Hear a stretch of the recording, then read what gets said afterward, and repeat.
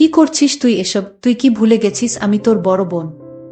আপু, আমি আজ তোমার কোনো কথাই শুনব না। রাতুল, তুই আমার ভাই, আর ভাই বোন কখনো এসব করতে পারে না। চুপ থাক, তুই আমার বোন হ, আর যাই হ, আজ আমার মাথা নষ্ট। আমি আজ কোনো বাধা মানব না। তারপর আমি আমার ছোট ভাইয়ের কাছ থেকে কিছুতেই রেহাই পেলাম না। আমি যখন ঘুমিয়ে পড়লাম তখন আমার বিছানায় এসে আমার সাথে যা করলো তা শুনলে তোমাদের মাথা ঘুরে যাবে। তাহলে আসল ঘটনাটি শুরু করি। আমার নাম রাতুল, আমি খুবই একটা স্মার্ট ছেলে। ছোটবেলা থেকেই আমি আমার বড় বোন নিপার প্রতি দুর্বল। সব ভাই বোনের মাঝে আমি বড় বোনকেই বেশি পছন্দ করি।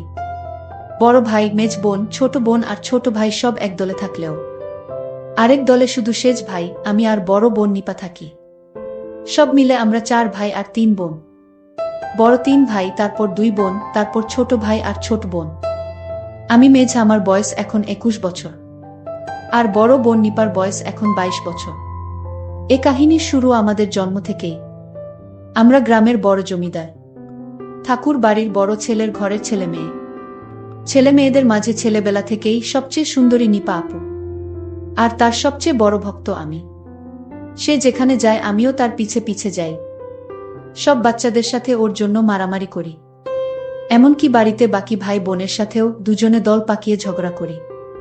নিপাকে শাসন করলে বড় দাদাদের সাথে আমার মারামারিও বাধে। নিপার যে কোনো কথা আমি ফেলতে পারি না, সব বায়না মেটায় আর বড় হয়ে আমাকে নিপা ছেলেবেলা থেকেই শাসন করে। কিন্তু বড় হবার সাথে সাথে আমার এই বোনের প্রতি এক অন্যরকম ভালোবাসার সৃষ্টি হলো। দিনে দিনে নিপা যেমন সুন্দরী হতে লাগলো, আমিও তাকে দেখে অবাক হতে লাগলাম। যে বয়সে আমার বন্ধুরা পাড়ার অন্য মেয়েদের নিয়ে ভাবত, সে বয়সে আমি নিজের বোনকে নিয়ে ভাবতাম। অবশ্য পাড়ার বেশিরভাগ পুরুষের নজরেই নিপার রূপের উপর পড়ত। কিন্তু ভাই বলে আর সব ছেলেরা যেমন প্রকাশ্যে কোনো মেয়েকে নিয়ে নোংরা কথা বলতো কিংবা প্রকাশ্যে মেয়েদের দিকে তাকাতো, তেমন কিছু আমি করতে পারতাম না। বরং কোনো ছেলে তার বোনের দিকে নজর দিলে পরে তাকে ভালো করে ধোলাই করতাম।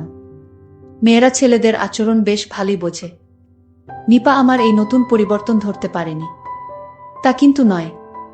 সে বোঝে আমি তার এতটাই ভক্ত আর তাকে এতটাই ভালোবাসি যে তার প্রেমেও পড়তে পারি। কিন্তু এই প্রেমের কোনো সমাধান নেই, কারণ সে আমার বোন। আমার বোনের হাতের রান্না ছাড়া আমি ভাত খেতে পারতাম না। বোন হিসেবে অনেক ভালোবাসি, তাই বেশি কিছু আশা করি না। বরং ওর মতো একটা বউ হলেই হলো আমার। যদিও তা আমি আর কোনোদিনই খুঁজে পাচ্ছি না। দেখতে দেখতে নিপা কলেজে উঠে গেল। আর নিপা আপু দিন দিন সুন্দরী হতে লাগলো। এদিকে আমাদের এই এলাকায় জাতিভেদ যুগ যুগ ধরে এক বড় সমস্যা। আমি এই জাতভেদের বিরুদ্ধে রুখে দাঁড়াই, বামপন্থীদের পক্ষে চলে যাই। ফলে আমার সাথে জমিদার ঠাকুরদার বিরোধ বাধে। এরপর আমার বাপ ভাই সবাই আমার বিরুদ্ধে চলে যায়। ঠাকুরদার চাপে আমি বাবা মাকে ত্যাগ করতে বাধ্য হই। আমি মা, মাসি, বোন আর বড় বোন নিপার কাছ থেকে বিদায় নিয়ে কলকাতা চলে আসি। এখন আমি সেখানে বিশাল বড় কোম্পানির ম্যানেজার। নিপা পরিবারে একা হয়ে যায়। ওর বয়স তখন 24 বছর। রোজ 2 গ্রাম পেরিয়ে কলেজে পড়তে যায়। এর মাঝে এক সুদর্শন ছেলের সাথে তার প্রেম হয়ে যায়। ছেলেটা চেন্নাইতে ডাক্তারি পড়ে। দুজনে পালিয়ে বিয়ে করে।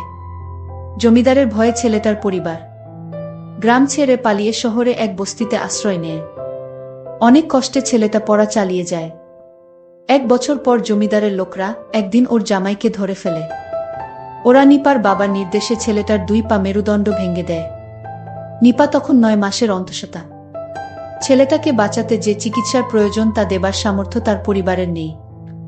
এমন বিপদের দিনে সে একজনকেই চিৎকার করে ডাকতে পারে, তার ছোট ভাই অর্থাৎ আমাকে। স্বামীকে নিয়ে বোন কলকাতা আসে, আমাকে খুঁজে বের করে। আমি বোনের এই কষ্ট দেখে পাগল হয়ে যাই। আমি ওর স্বামীর চিকিৎসা করাই। কিন্তু আমার বোনকে স্বামীর পরিবার সহ একটা বস্তিতে থাকতে দেখে ভীষণ কষ্ট পাই। কিছুদিন পর নিপা মা হয়। তার স্বামীও একই হাসপাতালে বাঁচা মরার লড়াই করছে। তখন নিপার স্বামী বেঁচে উঠলেও চিরতরে পঙ্গু হয়ে যায়। আমি বোনকে বাচ্চা সহ আমার নিজের এক বাড়িতে চলে আসতে বলি, কিন্তু নিপা স্বামী ছেড়ে কিভাবে আসবে? তাই পঙ্গু স্বামীকেও বোন সাথে নিয়ে আসতে চায়। আমিও মেনে নিই নিপার কথা। নিপার স্বামীর শরীর ভেঙে যায়। সুঠাম শরীর ভেঙে হাড়-ডিসার হয়ে যায়। অবশ্য কিছুদিনের মধ্যেই নিপা আবার তার স্বাভাবিক সৌন্দর্য ফিরে পায়। বরং দিনে দিনে তার রূপ আরও বাড়তে শুরু করে। কিন্তু বোনের স্বামী পঙ্গু হবার পর ওর জীবনের সব আনন্দ যেন শেষ হয়ে গেল। জীবনটা দুঃখে ভরে উঠল।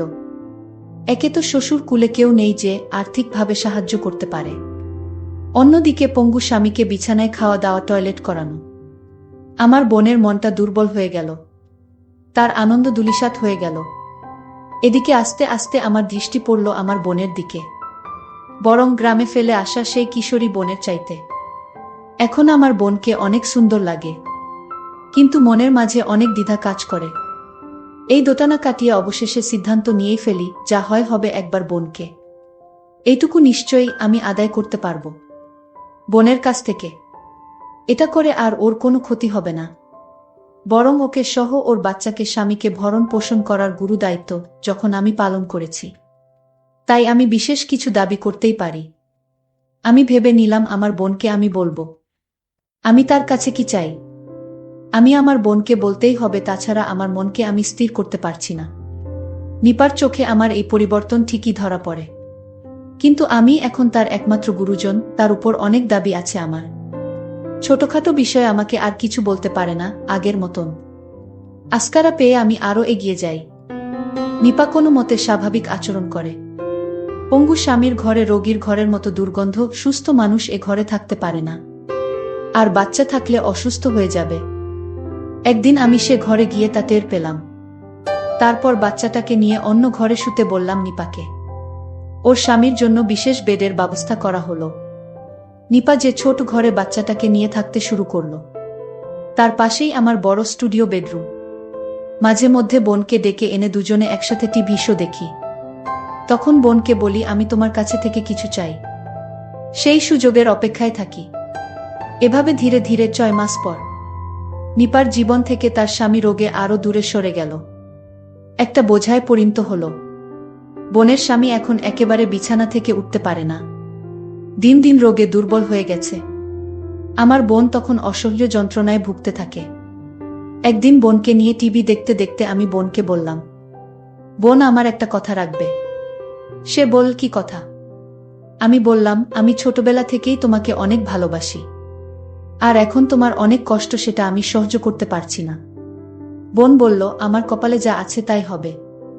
আমি বললাম, তোমাকে এভাবে কষ্টে আমি রাখতে পারি না। আমার বোন তখন বলল, এখন কি করতে চাস? আমি বললাম, তোমার স্বামী তো এখন বেঁচে থেকেও নেই, এখন তুমি সবকিছু থেকে বঞ্চিত। আর তাই বলছিলাম, তুমি তোমার স্বামীর সাথে রাতে যা করো, আমিও তা করতে চাই। এই কথা শোনার পর বোন ঘর থেকে বেরিয়ে বাচ্চার কাছে চলে গেল। আমার খুব খারাপ লাগলো, নিজেকে খুব ছোট মনে হতে লাগলো। আমার বোনের প্রতি আমার যে দুর্বলতা হয়েছে, যে কোনো সময় একটা অঘটন ঘটাতে পারি, এই ভেবে আমি চিন্তিত হয়ে গেলাম। বোন না চাইলে তাকে কষ্ট দিয়ে আমি কিছুতেই সুখে থাকতে পারবে না। পরদিন বোনকে সরি বলবো, তার সাথে কথা বলবো ঠিক করলাম। কিছুদিন পর আমি বললাম, দেখ, এভাবে তোর জীবনটা একটা পঙ্গু স্বামীর জন্য নষ্ট করার কোনো মানে হয় না। তুই তোর স্বামীকে ওর বাবা মার কাছে দিয়ে আয়, দেখাশোনার জন্য টাকা পয়সা যা লাগে প্রতি মাসে আমি দেব। আর আমি যেহেতু তোকে মাঝে মধ্যে জ্বালাতন করি, তোর ভালো না লাগলে তুইও গ্রামে ঠাকুরদা বাবা মার কাছে ফিরে যেতে পারিস, তাতে তোর ভালোই হবে। নিপা বলল, আর আমার বাচ্চাটার কি হবে? আমি, ওকে গ্রামে নিয়ে যাবি তোর সাথে? নিপা, না না, বাবা মা ওকে অনাথ আশ্রমে দিয়ে দেবে, তারপর আমাকে আরেকটা বিয়ে দেবে। আমি, সেটা খারাপ হবে না, যেভাবে আছিস তার চাইতে ভালো থাকবি। অনাথ আশ্রম থেকে ওকে নিশ্চয়ই বড় কোনো দম্পতি দত্তক নেবে। নিপা, আমি হয়তো ভালো থাকবো, আমার বাচ্চার জীবনটা নষ্ট হয়ে যাবে। খারাপ কোনো লোক নিয়ে চাকর বাকর বানালে কি হবে?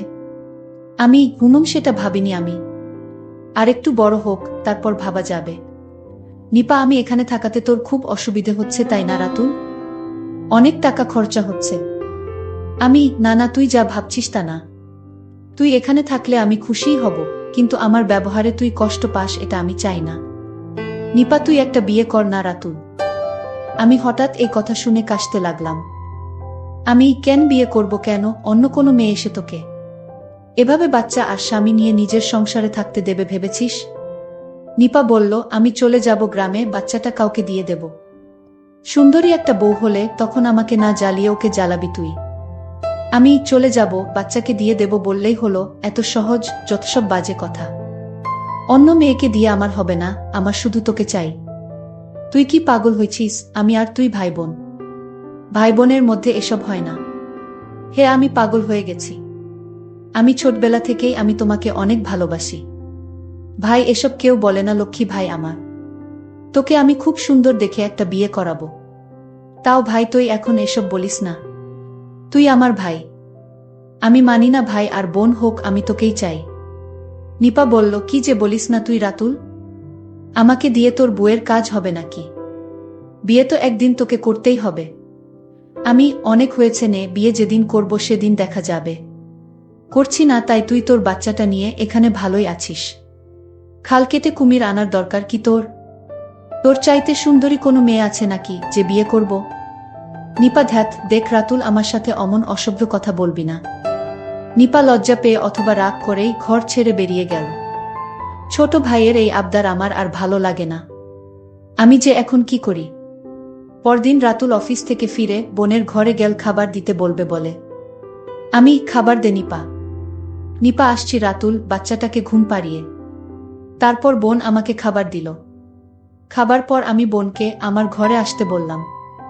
বিছানায় শুয়ে কি করতে বলবো সেটা ভাবতে লাগলাম। আমি বললাম, আমার মাথাটায় আজ প্রচণ্ড ব্যথা, আমার মাথাটা একটু মালিশ করে দিবা। আমি আমার ভাইয়ের মাথায় মেসেজ করে দিচ্ছিলাম। ভাই তখন বলল, বোন তোর হাতে জাদু আছে। তুই আমার মাথাটা একটু মালিশ করে দিতেই মাথার ব্যথা চলে গেছে। তারপর আমি ঘুমিয়ে গেলাম। রাত যখন 2টা বাজে তখন আমার ঘুম ভেঙে গেল। আমি দেখলাম আমার বোন ঘুমিয়ে আছে। আমি আমার বোনকে দেখে আশ্চর্য হলাম। মনে হয় আল্লাহ নিজ হাতে তাকে বানিয়েছে।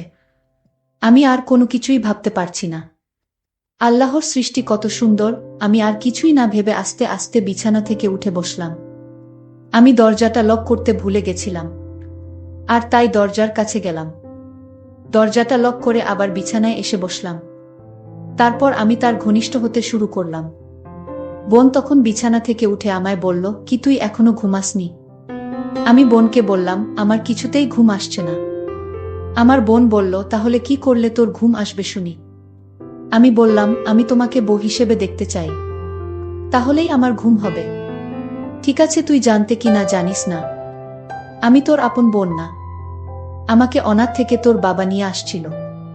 তোর বাবা একজন দয়ালু মানুষ, আর তাই আমাকে একদিন রাস্তায় কান্না করতে দেখে আমায় তোদের বাড়িতে নিয়ে আসে। আমার বয়স তখন 5 কি 6 হবে। আমার মা বাবাকে আমি জানতাম না, আর তাই তো আমি আমার বাচ্চাকে ছেড়ে আমি নতুন বিয়ে করতে পারবো না। তাকে অনাথে দিতে পারবো না। অনাথে থাকার কষ্ট আমি বুঝি, কারণ আমি অনাথে ছিলাম। আর তাই আমিও তোকে চাই। তুই আমার পাশে থাকলে আমার সন্তানটাকে মানুষ করতে পারবো। আর তাই তোর প্রস্তাব আমি মেনে নিলাম। বন্ধুরা, আজকের গল্পটি কেমন লাগলো তা অবশ্যই কমেন্ট করে জানাতে ভুলবেন না। আর এরকম নতুন নতুন ভিডিও পেতে আমার চ্যানেলটিকে সাবস্ক্রাইব করে পাশে থাকবেন। ধন্যবাদ।